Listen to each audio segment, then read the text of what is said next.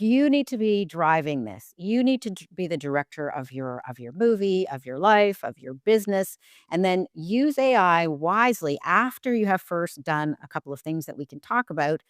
You can use it to fact check. You can use it to research. You can use it to broadcast. But if you use AI and allow it to take over the leadership, it's going to be generic. That will not build a brand. That will destroy one. What if you could learn directly from the people who've already built what you're chasing? Welcome to Ingleside Reviews, Innovators Unveiled, where founders, creators, and leaders reveal the real strategies behind building brands that last. This is your masterclass in real-world innovation. And now your host, A.D. Edwards.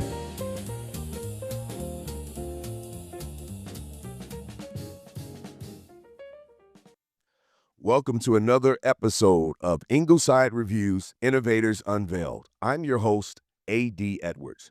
Today's guest is Aurora Winter, entrepreneur, best-selling author, TV writer and producer, and founder. In this conversation, we're talking about reinvention, the power of communication, and building authority through story, and why being more human may be the smartest move in the age of AI. If you're new to the show, be sure to follow, subscribe, and rate Ingleside Reviews Innovators Unveiled. Now streaming on Bravehearts TV, YouTube, and all major podcast platforms. Aurora, welcome to the show. It's great to be on the show with you, AD, and I look forward to helping our listeners turn their words into wealth. Yes. So, you've written books. You have done many things. I've researched you. I like when I can read about individuals and read the books and also see other shows that you've been on. So, but before all the shows, before the book, before the business, who was Aurora Winter when no one was watching Aurora Winter? Aurora Winter at age 9 was somebody crazy about books. I've been crazy about books ever since I read The Lion, the Witch, and the Wardrobe from the Narnia series by C.S. Lewis. And my general personality is optimistic, and a problem is just a challenge, an opportunity. Every problem is an opportunity to be resolved. And I think that attitude stands us all well in this age of change, in the age of AI. With ChatGPT and Claude and other LLMs changing everything, I think it's good to have a playful attitude and lean into what's possible now that wasn't possible before. Yeah, I agree. So when you look back, the 9 years old, 13 years old, and older, what experiences made you realize that words could be more than just informing people, but they also can move people? Wow, so many different stories I could tell you. I think I want to just pause for a moment and appreciate C.S. Lewis. So C.S. Lewis, Okay. I remember at 9 years old reaching up on tippy toes to get the last book in the Narnia series down from the library shelf. And the moment that my little 9-year-old hand touched the spine of that book, which was called The Last Battle, I felt this thrill, both of, oh my gosh, I got another book to read, but also anticipatory grief, because it was the last book in the series. Okay. In that moment, I realized that writers are like wizards, because just with ink on white paper, C.S. Lewis had created a portal for me into another world, a world that didn't exist, but he made it real to me. And so my little 9-year-old self thought, wow, writers are wizards.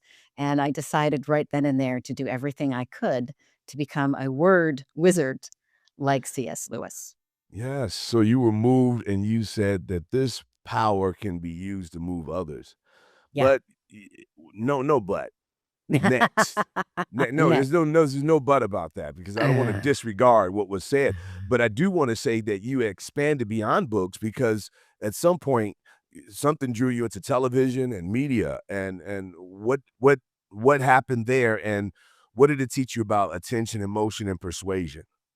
I learned so much in film and television. I actually, raised $5 million for a film and television company. We made 8 films. I worked as head of development for Canada's largest film and television production company and oversaw 250 hours of programming. I worked as a vice president of development for a family feature film company in Los Angeles. So I have a lot of film experience.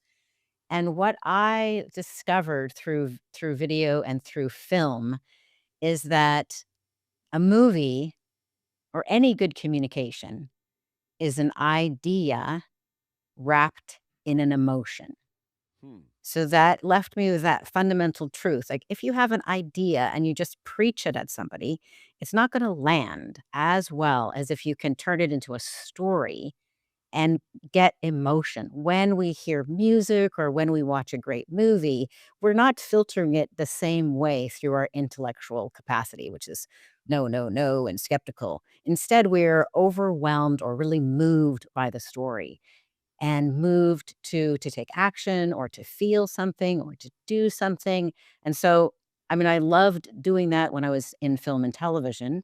And today with AI video tools, I think all of a sudden video is possible, even on a Hmm. small business budget. So an idea wrapped in an emotion. That's what I learned in film and TV. Being a person who started out as a writer and then moving into film and television, I want to ask you a question. I've had a discussion with a friend of mine. This was years ago, and he would prefer. This is about 20 years ago. He would prefer to get his news in the print form rather than on television. Mm. His claim is that he feels it's more pure in the print form, whereas the television, you lots of distractions and they do a lot of things for show and tell, shock and awe. What's your thought about a message, whether it's a story that can be conveyed through written form or through visual form on the film? Do you think there's a difference? Oh, there's a huge difference, and I think it's not either or, but both and. So I Okay. think people are well served by having a book because a book is in print form and you get the opportunity to polish your words and make it just so. And there are fewer filters, or one can be more discerning reading a book, but it also takes a lot more time to read a whole book. Whereas video is memorable after 1.7 seconds. 1.7 seconds, according to meta research. So Okay. people are listening to us right now or watching us if they're on a video platform. Already, people have probably decided whether they like Aurora or whether they like AD, not because of the content, but because of our voice, the way you're looking at me with such attention. There's so many other bits of information coming from the auditory, the sound of my voice, the sound of your voice, the way that we look. And so I think people who want to change the world, people who want to make a difference would be well served to do both. And Okay. so, yes, if I just want information, I would rather read it because I could read and I can skip forward. But I end up listening to about 5 times more audiobooks than books that I read because I can do that while I'm driving, while I'm working out at the gym, and I like to hear the voice of the author, especially if it's a nonfiction book. Mhm. What about you? What do you find? I I find that okay, so my son and I, we just did a Rich Dad Poor Dad. We're talking about financial matters. So we Mhm. broke it up into chapters, and every other week we met. And I I've read that book like 2 or 3 times, but every time I read it, it seemed like I missed something before. I was like, "Wow, I didn't catch this point." Of course, I'm in different times of my life when I read it, so it has different meanings in different areas. But what we did was we both read it and marked it up and listened at the same time. That was the first time I've done that before. Listened to the audiobook while I had it in my hand. Yeah. So That's it was actually the very best way impactful. to go if you really want to learn and master the material. So I just recorded the audiobook for my new book, Turn Words into Wealth. And I think there is something in the audiobook. Well, firstly, I go off script and I give extra, things to the audiobook listeners, but you can hear my voice, you can hear my passion. I think people will really be more moved and engaged by the audiobook. But then on the other hand, if you want to take action, your print book, you can yellow highlight, you could dog ear the Yes. page, you can put your Yes. notes. Yes. So each one has powers, but combined is really your best bet. Yeah. Yes. So, the show is about people reaching their goals, overcoming obstacles, encouraging individuals who are listening and who are watching that if they have a dream, you don't stop just because you hit a bump. So, here you are, you're author. You've talked about your background in film and television. I want you to tell us a little bit about how you were rejected, because I'm sure you were, Aurora, Many times. Yes, and absolutely. your mindset and how you came to bring things into fruition, because it's not a straight road for anyone. So tell us about you had the idea for a book, and tell us a little bit about that, and then tell us a little bit about television, the same things you had to overcome to get there. Yeah, I like you. I like your comment. Like it sounds so clean. Oh, I pivoted, but it's always really messy. And I've pivoted multiple times. I've launched, different businesses. But I think the story that would be most interesting to share right now that would connect with the most of our audience is I'm a young widow. So when my husband died, he was 33 and I was 31 and our son was 4. So as you Wow. can probably imagine, Wow. that was a devastating Yes. period of time. He was my best friend, he was my business partner, and obviously he was the father of our 4-year-old son. At that time, I was actually writing screenplays and, I wrote the screenplay called Eli's Lesson. Anyway, that's another story. But what happened after my husband died, that was a moment to call it a pivot would be like to underestimate what a big change it was. Yeah. Um, I happened to have a friend in the film business, and he said, "Stop moping at home. You're coming to this film party." I'm like, "I don't want to." He's like, "Come on." Being mired in grief home alone is not good for you. It's not So good. No. he was a good friend. So he took me to this film party, and he was networking like Don Draper. And Madmen. Madmen. I did not feel like networking. So I sat at the bar and struck up a conversation with the person who seemed to have a similar idea of avoiding people.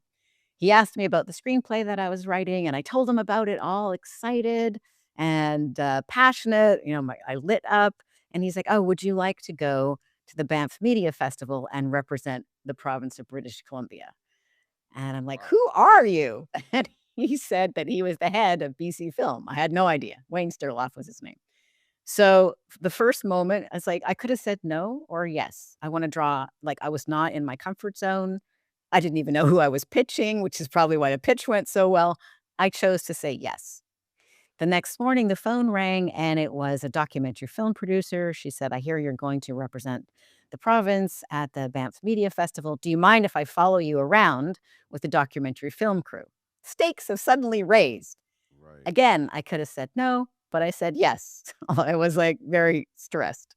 So then I went to the Banff Film Festival and it kind of you sort of don't notice after a while when the film crew is following you around. Really? And yeah, after a while, Okay. after a couple of days, you just kinda don't notice anymore.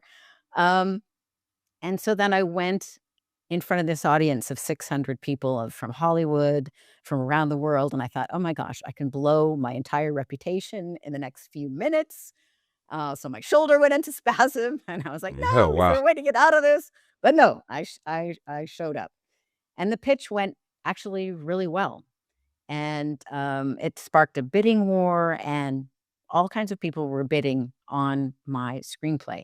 Fortunately, my agent was there, so she was there to field offers, and it was a breakthrough. And that moment, I became famous I had my 15 minutes of fame, so to speak. Yes. And I realized in that moment that the right words to the right people at the right time can change your life forever. That one 20-minute pitch changed my life forever. I was a grieving widow, whimpering and sobbing at home alone, writing screenplays that nobody was reading because I wasn't pitching them to anybody. And because I said yes a couple of Yes. times, 3 times, I said yes, um, great things happen. So I love everybody to be encouraged by this story that the right words at the right time to the right people can change your life forever. And instead of working at home alone all the time, if you get out there You and gotta get say out there. yes to Network. some things that might not be in your comfort zone. And because of that one 20-minute pitch, I got offered a job. I worked in film and television. I had my like 15 minutes of fame. I was featured in Variety magazine and Hollywood Reporter. Later, I went to the Cannes Film Festival, to the Oscars, and later I met another person and we raised money to start a film and television production company with $5 million that we raised. So that one moment just changed the Right. trajectory of my life. Have you heard the expression, success is preparation meeting opportunity? I love that. Yeah. Because you were out, but you had something to pitch. Yes. And you weren't self-doubting. You said, go for it. Yeah. That's Well, I was beautiful. kind of self-doubting, but I did go for it. Well, you said yes, because a lot of people might, well, I'm not ready yet. I don't have this, and say no. Yeah. And they miss I've always been told at a young age, if you never ask, it's an automatic no. That's So so you have true. to, you're sure I can do it. Yeah. So that was great. That's awesome. That was great. You saw a need to reinvent yourself, but doing so is not always free. There's a cost. What did reinvention cost you emotionally, mentally, and professionally that people on the outside may never fully see? Well, I've reinvented myself more than one time. So I think if we want to just take that particular example, as a result of that, my screenplays got optioned. I was offered the position in Toronto, Canada.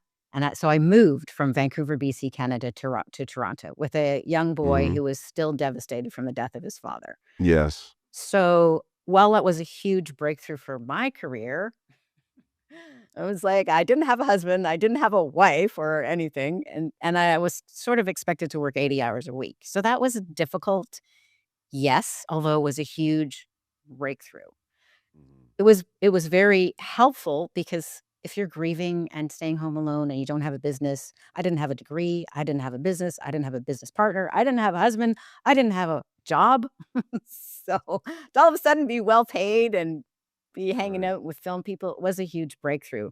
But the hidden cost was moving and not having as much time with my son as I would have liked. Mm. Interesting. Interesting. So sometimes when people reinvent themselves, they may see that they don't uh, really not appreciate, but they dislike where they are at the present time.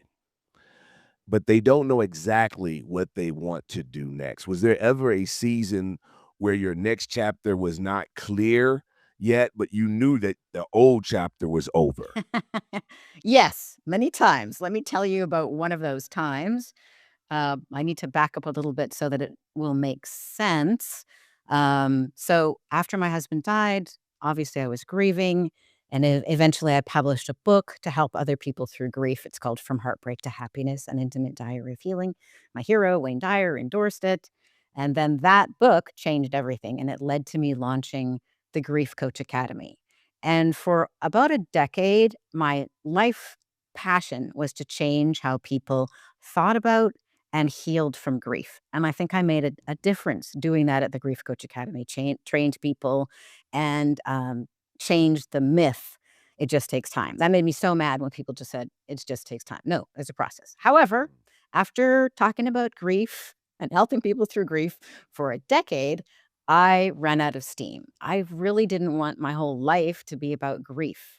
And I hit the wall. I didn't know my business was working, it was making a difference, but I no longer felt called to do that. I felt like Mm.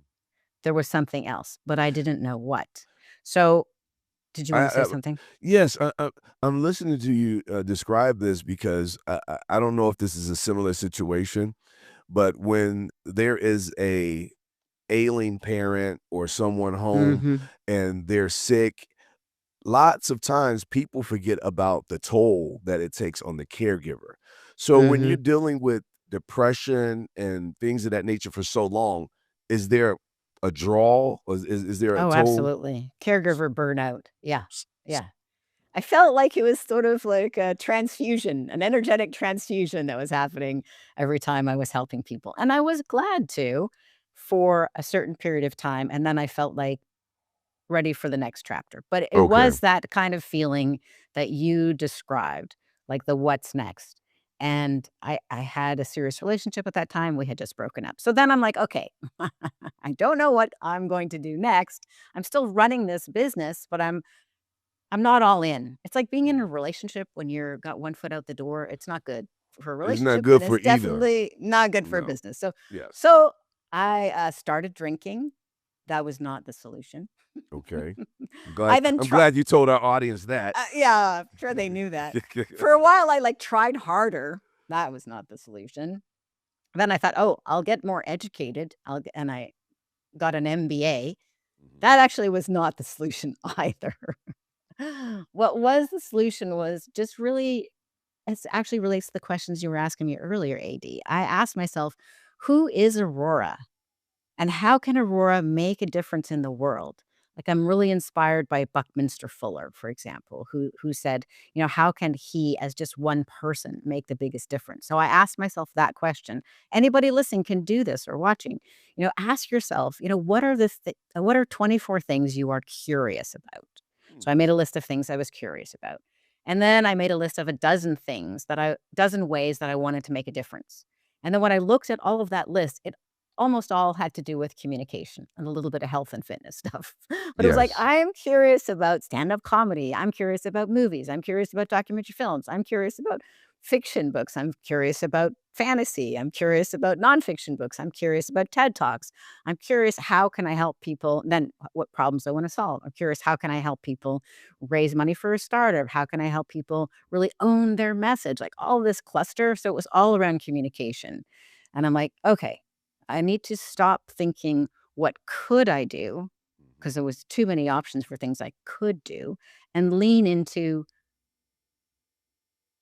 if God put me on this planet to do something, what is that something? So how do And you differentiate? How do you pick? How do you know?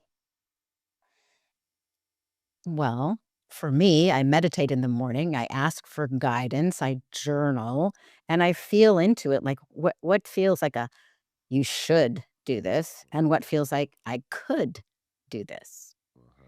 And so the turning point there was really deciding to lean into uh, the idea that I am a part of this divine, wonderful world, and that God made this little person, Aurora, to do something great, and that how is she going to help others? And so my turning point was really deciding, if I am the light of the world in my little world, then what would be the best use of somebody like me who's got decades of experience in communication and loves coaching people and finding the gold in the story? And I realized the best use of somebody like me, or the best use of me, would be to launch thought leaders and help them write books, create videos, and really claim what's unique and special about them, their business, and what they're up to. Because most people are really great at what they do, but it's not natural to also be a great communicator and also know how to use stories. So when I decided to lean into that, I decided, I'll do a little experiment. I'll give myself 90 days to see if people are interested in having me help them with their messaging, their marketing, and publishing a book. Remember, at this time, I was known as the founder of the Grief Coach Academy. It's not exactly the next thing you're going to expect. You're going to help somebody with messaging. So I had a 1 hour interview. The director of coaching at Tony Robbins had interviewed me about how to help people through grief. I'm like, would you interview me about marketing, messaging, and publishing? He's like, sure. So we did that. And it was a 1 hour interview. I turned it into this little book, Marketing Fast Track, the little book Okay. that launched a business. I offered it to my email list of about 12,000 at that time for free, but they paid shipping and handling. And then I offered them videos to build more know, like, and trust. And in 90 days, that little book, the Marketing Fast Track, which was based on a 1 hour interview, generated $250,000 of new business in 90 days. So So people were interested in they hearing were. a former grief counselor or grief helper tell them how to start their business. I'm glad you brought up this Exactly. because I wanted to talk a little bit about the power behind your message. You speak deeply about communication. Why do you think, or why do you believe that so many intelligent people struggle with communication in a way that communication truly lands? Well, most people don't understand the neuroscience of communication, which we could get into, bless you. Thank you. And most people don't.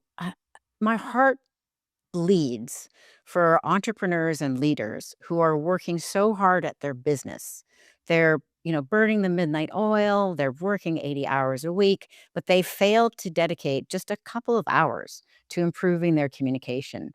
And that is the missing link. That's the key that will open the door that they're bashing their head against. Let me give you a story because I like to tell stories because they make the point much more clearly. I like to So, hear them.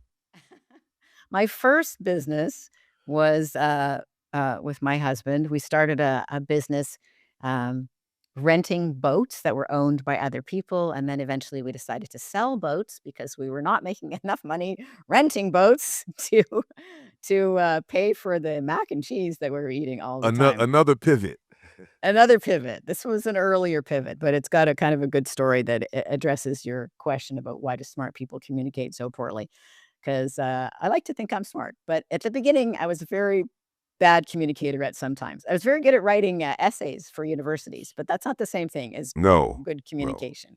And that's why really educated people are generally not very good communicators because they've been trained to write essays at university, which are It's technical. technical and very boring. Okay. So my husband and I were renting and selling boats, and we were just two kids in our 20s. And we were not doing well. I had thought, like, I had this genius idea. I was sure it was a genius idea. But our credit card balances were not reflecting that. Credit card balances were creeping up to the max. I'm like, uh-oh, this is the problem. He's like, okay, your genius, my husband said to me, your genius idea, Aurora, I think it's genius, but nobody else gets it. Nobody's getting it. Nobody else gets it. I'm like, oh, Eh, so frustrating. And we were like on the verge that we were going to have to shut the doors of this little Oh, fledgling business. We're just two kids in our 20s. All right. right. So I'll give you a contrast. First, I'm going to tell you why nobody was interested because of how I talked about it, like an intelligent person. And then I'm going to give you the 7 words that made that turned it into a 7-figure business. We made $3 million in 1 week because of the 7 words.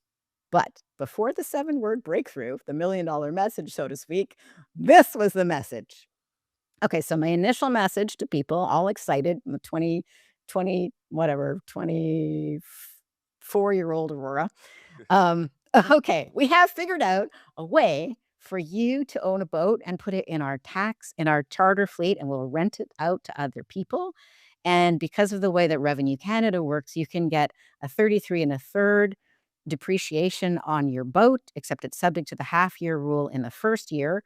But there's also a 7% investment tax credit, and then you'll earn money from the revenue. And like people Yeah. are like, Yeah. glaze over, Like right? like me right now. I'm like, okay. Yeah, too much information, too technical, and there's no emotion in it.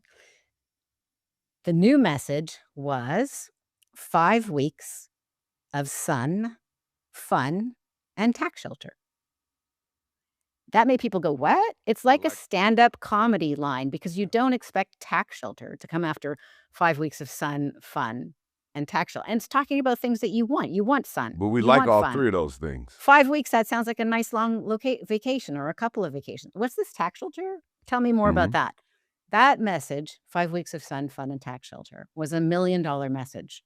It actually went with the idea I had was a $1 million idea. It's just only I could see it. Right. It was, And yeah. I think a lot of really smart people are in that situation. They have something to offer. They have a great thing going, a product, a service, but until you can articulate it in about 7 words, you are probably leaving so much money on the table. Those 7 words doubled our profit margins from 12% to 24%. And like I said, we signed $3 million of sales in 1 week. The phone was ringing.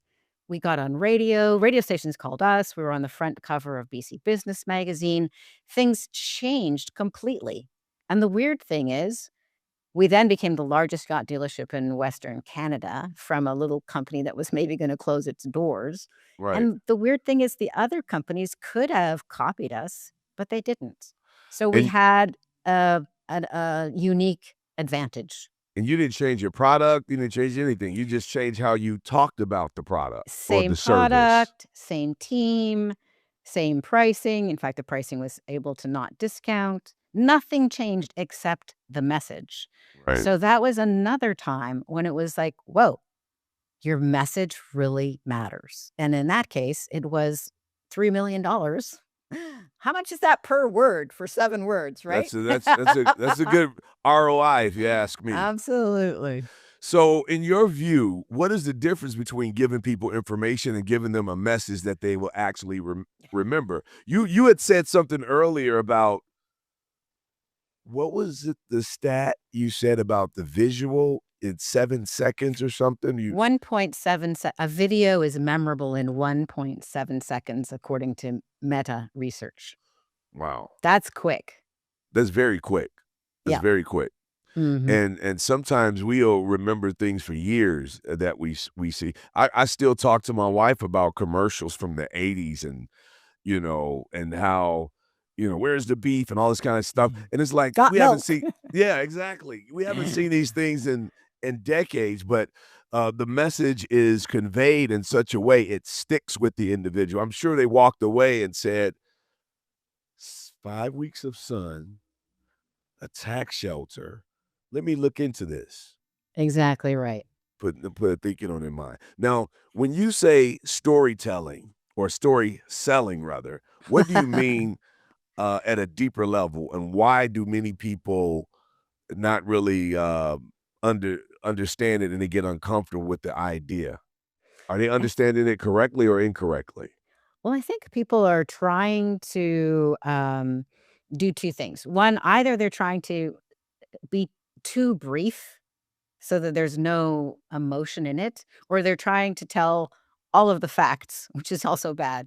So the way that the neuroscience of communication works, let's just talk through that because I think that will help, everybody Can on the audience. Okay, go Before ahead. you start, I want to mention to the audience why I'm bringing this up, because what you're talking about also helps an individual who wants to start a business if they need investors. They're trying to tell people about their idea, because a lot of times people have great ideas, but they don't convey it. And so people don't get it because it's your Exactly right. vision. It's your vision. God gave you this vision, right? This is your vision, but you need to know how to sell it to get the help that you need from others. So that's why I'm asking this question. It's important that they Yeah, know that. that is very important. So, in the book Turn Wind into Wealth, I go into different frameworks or models or blueprints, if you like, for powerful communication. But I can teach a couple here so that people will have something to take away right away. So, a baby step to good communication that everybody can do is a myth bust.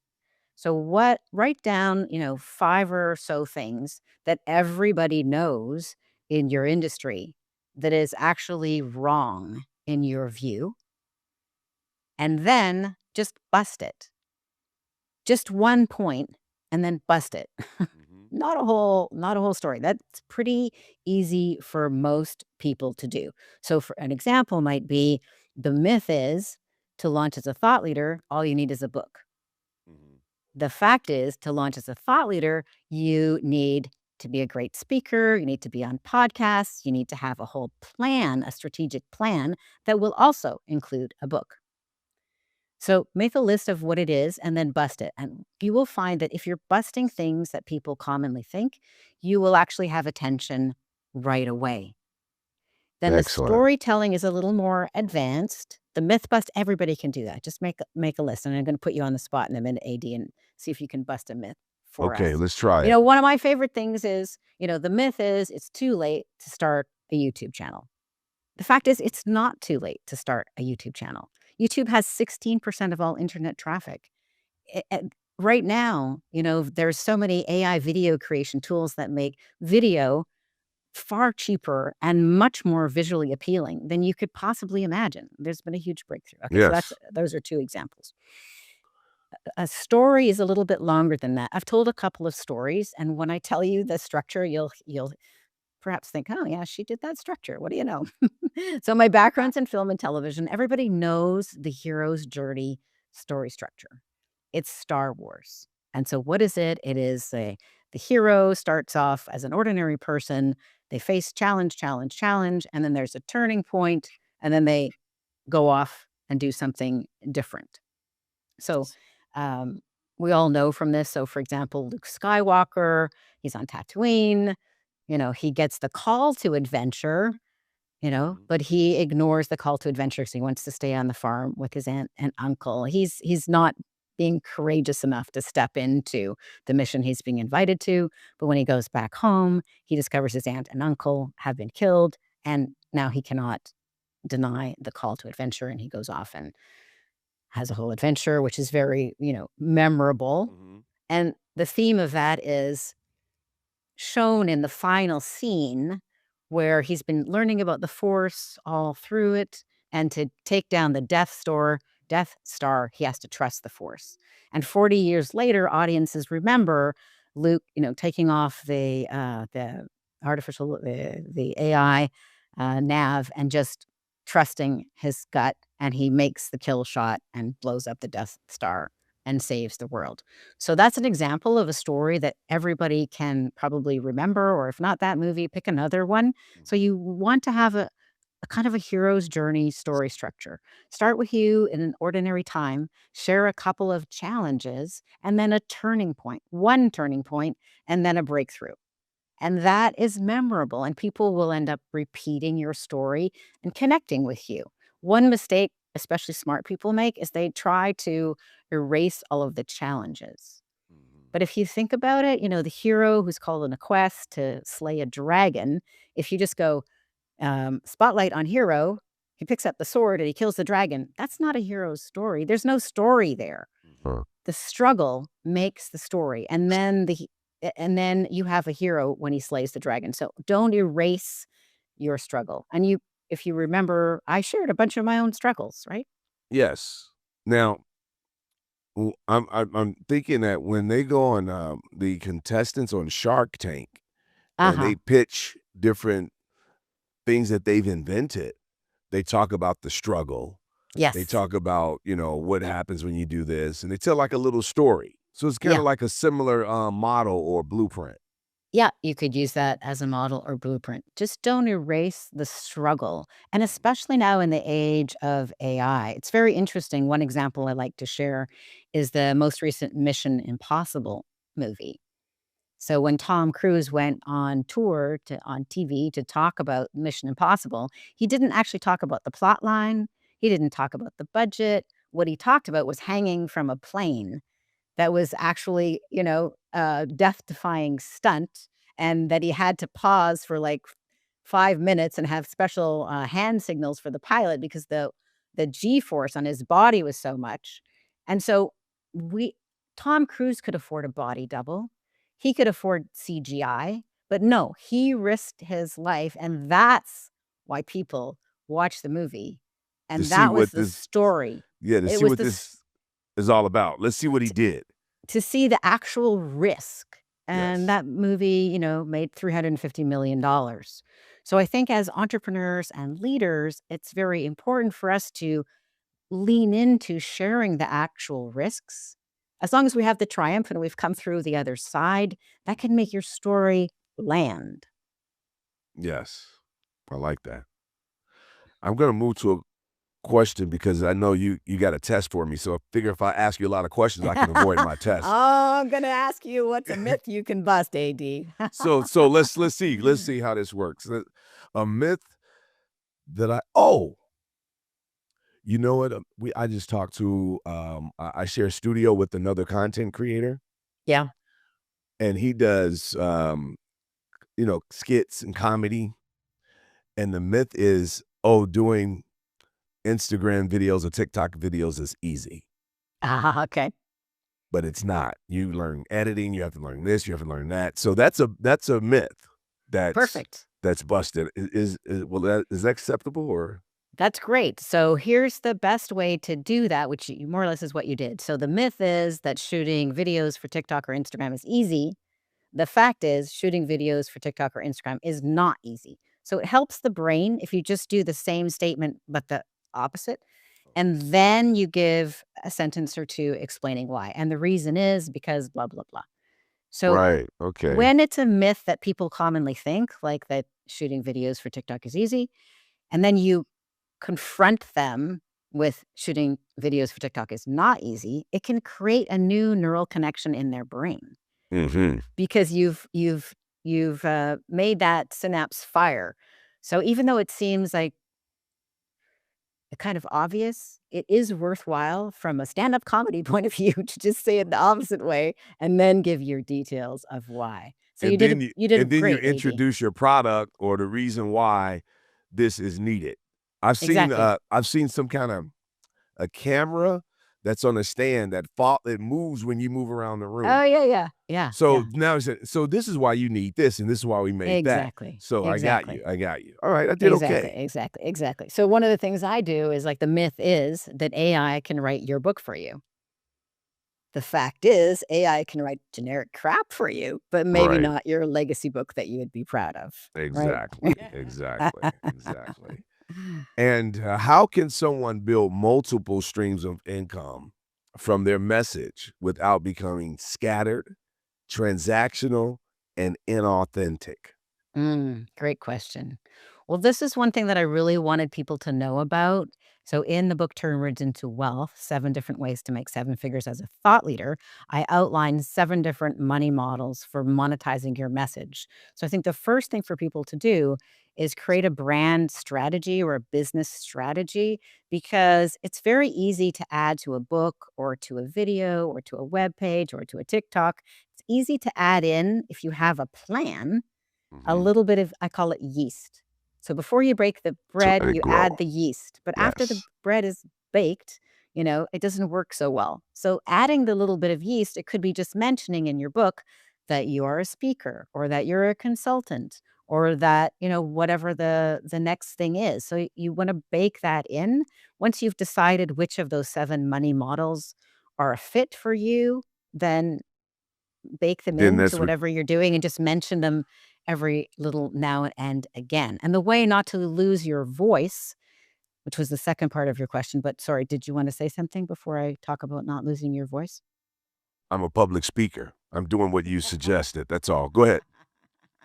you, you have such a beautiful voice, but not talking about your authentic message. I think one of the things I really wanted to highlight and turn words into wealth is how to use AI to build your brand value, not to destroy it. So So we're how you this is good because we're living in a time when almost anyone can generically create content, and it's tempting to, like you said, try to use AI to write a book. yeah, So tell us why they should resist the urge to let AI do everything. you should definitely resist that urge. AI is like an intern who's just fresh out of college with a PhD.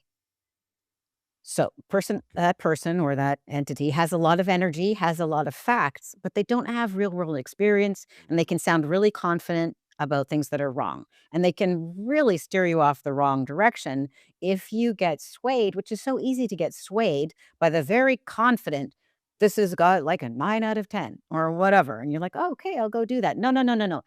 You need to be driving this. You need to be the director of your movie, of your life, of your business, and then use AI wisely after you have first done a couple of things that we can talk about. You can use it to fact check. You can use it to research. You can use it to broadcast. But if you use AI and allow it to take over the leadership, it's gonna be generic. That's will not build a brand, that will destroy one. I think 2026 and 2027 are great times to build a brand, but what is a brand? A brand is what's unique and special about you or your And it, business or your and product. AI won't allow you to stand out. AI will not allow you to stand out. Look, AI is basically all of the data from all of the sources, even the person on Reddit who's got 14 followers, as and maybe some Harvard Business Review data and this data and that data, all this data smunched together, it's going to give you the average of what the common person would think. The average is not what we're going for. A brand is not average. A brand takes a stand. If you are average, then hello, you're going to be competing with Walmart and with AI, and that means the lowest price will win. But Right. if you have developed your brand, you are unique. There's nobody else who can be you, right? You want people seeking you out by name or seeking your company out by name. So how to do it? First, get your brand strategy clear so you know which of the 7 monetization models you are going to lean into, which ones are a good fit for your personality or your brand or your business. And then you want to lean into the 5 different things that AI can never replicate or challenge. That's your stories, your presence, your style, your vibe, who you Yeah. are, and your coaching or leadership skill. All those 4 things are unique to you and are a great way of building a brand. I call those the 4 human superpowers. And then the 5th thing is, what is your massively transformative purpose? Like earlier, I talked about who is Aurora, and if God put me on this planet, how would God use me for good? So answering that question and coming up with what's your massively transformative purpose, combining it with your 4 human superpowers. Now we have a brand we can build. We can gather those stories. We can gather your presence. We can get all of that really clear in a blueprint, in a book, and in a video, in podcasts, et cetera, et cetera.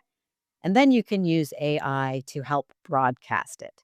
So those 5 points, what book can the audience find those 5? Is that in one of the books that Yeah, you? no, that's in Turn Words into Wealth.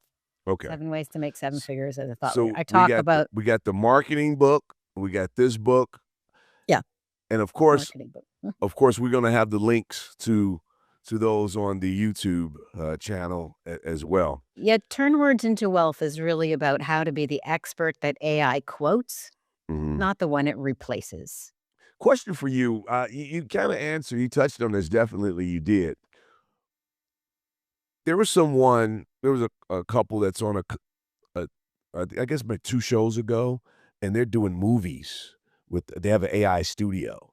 And I Yeah. asked them some very, I think, important questions, because when it comes to when it comes to AI, there has to be some stop limits as to what you can do. Your creative licenses should not allow you to do anything with AI that you just want to do. It should be some kind of demarcation point, in my opinion. And my question to you is, what parts of communication should never be outsourced, even in an AI-driven world? Because now your emails, have you ever noticed, I don't know if you have Gmail or not, Aurora, but I when do. you get an email and you want to reply back, AI wants to answer for you. I'm like, get out of here. I don't need you answering Yeah, this email. yeah, So, autocomplete. yeah, so what part of communication is so important. We talked about how intelligent people have struggled with it. So what part of communication should AI never be involved in for a person, in your opinion? Well, this whole copyright issue is a whole big issue that's probably beyond the scope of this podcast. Of course. But yeah, what should never be outsourced is what you believe, who you are, what you are a stand for, what your mission is. If you delegate to AI, I don't know, you might be a Christian and pretty soon before you know it, they're saying things that are not in alignment with the Bible. Or you're Jewish and they're saying things that are not in alignment with your beliefs. That doesn't matter what, I'm not picking on any particular religion, but first you need to, It can misrepresent you. it can misrepresent you. However, once you have your message clear, you can use AI to broadcast it, Got right? you. But I review everything that my team puts out. Yes. So basically, you provide the skeleton and you allow AI to provide some flesh and stuff Yeah, you like that. can But use AI to make an image to go with that post or yeah. whatever. I actually really am enjoying I write scripts for our Anna Zest series, which is based on my fantasy books, because I've also written a trilogy of young adult fantasy books, Magic, Mystery, the Multiverse. And I then got some questions about that too. okay. A couple of And questions about that. for fun, we're using AI video creation tools, or my team is, to pick out some scenes from the book and turn them into like a 2-minute, like a movie trailer. So Okay. they're very short, but it's really fun to see what AI can do. Yes. And I am having fun with that because it's entertainment. So it's if it says slightly different words from what's in the book, that's okay with me. It might not be okay with J.K. Rowling, but it's okay with me. Wow, that's fun. Okay, let's go with that. And I obviously approve everything before it goes live. So I think this is a very interesting thing to explore. And I think all of us need to check our hearts for what do we really care about, and not delegate anything that would misrepresent you, so that you don't end Yes. up like a certain person saying, "Oh, no, that was a doctor actually in that image." Right. Yeah. Hmm. So yeah, you have to be You know what I careful. mean. I understand exactly what you're talking about. So what do you think people are most at risk of losing when they focus too much on speed, scale, and automation, especially when it comes to the early stages of their businesses? You've done a lot of stuff. You've written, you've worked with film companies, and sometimes people just want to get stuff going. What do they risk when they try to speed things up? There's 2 huge risks. One, the AI is overconfident and wrong, and so you can get, because at the early stage, you're like, "It could go this way, it could go this way, it could go this way." So it's, important to check if you've got product market fit with real people with real credit cards. Yeah. You don't, so for using my example of when I pivoted from the Grief Coach Academy to helping people with their books, their marketing, and their messaging, I did a 90-day test, and I invite people who are starting a business or pivoting or adding a new product or service or starting a new business. How can you do a 90-day test that will give you a result with actual real living human beings investing at least some money? So even the amount that people paid for shipping and handling of the book was free. They got a print book, not an ebook, but they did pay for the shipping and handling. That's a vote for, oh, I'm interested in this. Yes, And definitely. then, people did sign up for the various things, and the $250,000 or 250,000 votes for, yes, we would like your help with messaging, marketing, and media. So just asking your mother or your friends It's not a is true an echo barometer. chamber. Yeah. And AI can be very sycophantant. Sycophantant. That's hard to say. It can tell you what you want to hear, Right. Okay. right? Yeah, you're right. It'll sometimes it'll go up down the same road of thought that you're already inputting into Yeah. the AI. Yeah. So before you go, we're going to wrap this up pretty soon, but let's talk about your creativity. You've written many books. You've written fiction and nonfiction. You're also known for business strategy books, but you stepped into the fiction world. What did writing fiction allow you to express that nonfiction writing did not? Well, see, this is another example of a pivot. So earlier in our call, I had talked about being moved by C.S. Lewis at the age of 9 and deciding to become a word wizard like C.S. Lewis at the age of 9. So the little 9-year-old Aurora promised herself that she would write a book like the Narnia series because it was so wonderful.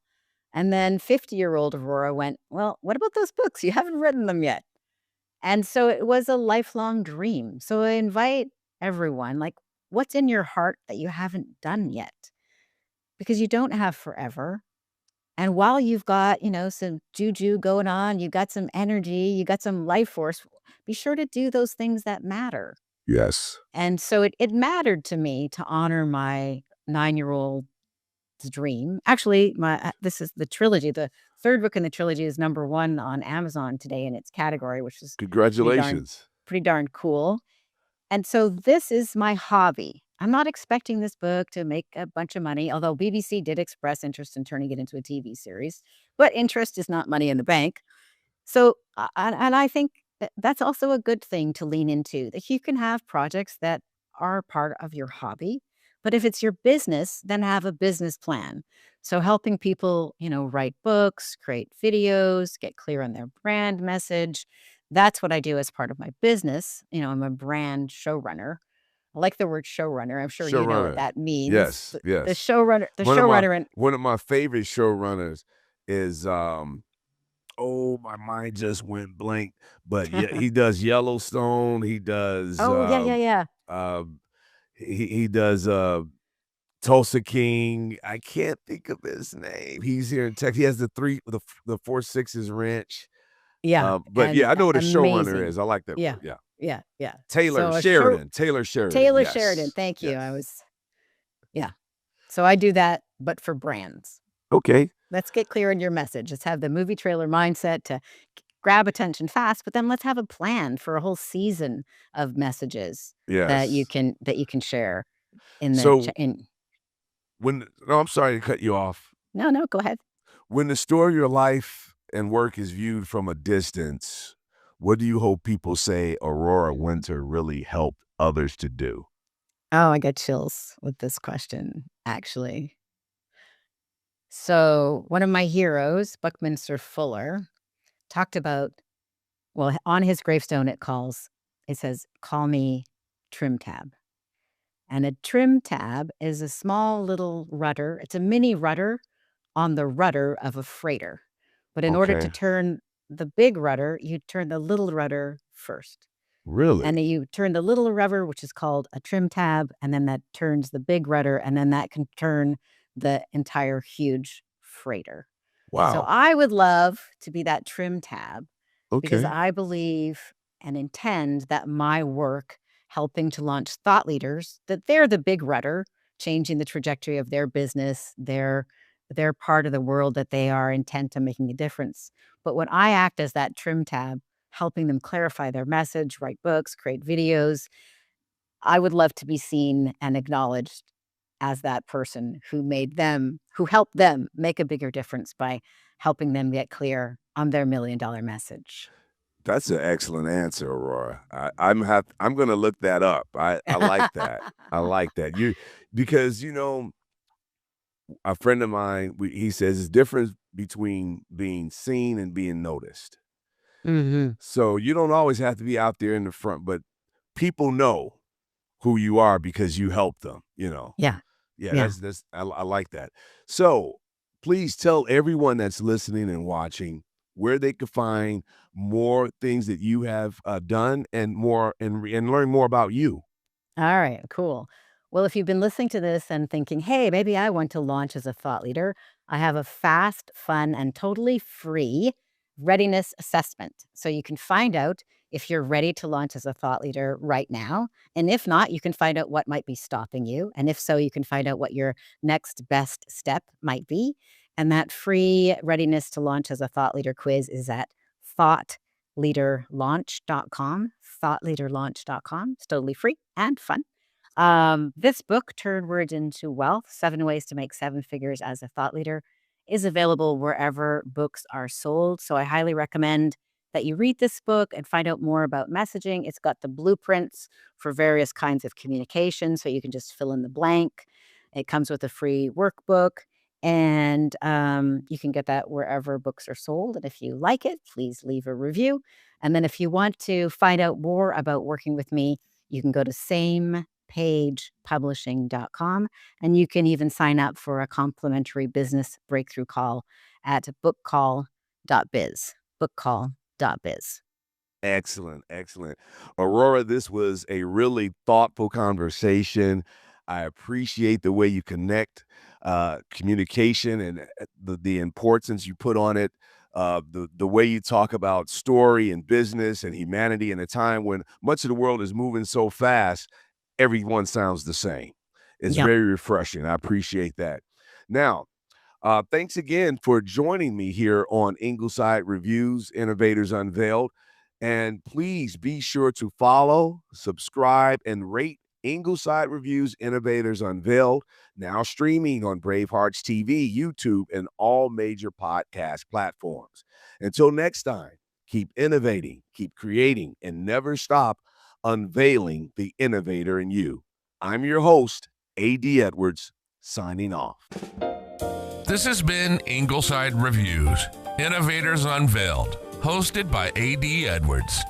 For more conversations with innovators and business professionals, follow the show on your favorite podcast app, subscribe on YouTube, watch on the Bravehearts TV network, and visit innovatorsunveiled.com to learn more about the show and upcoming guests.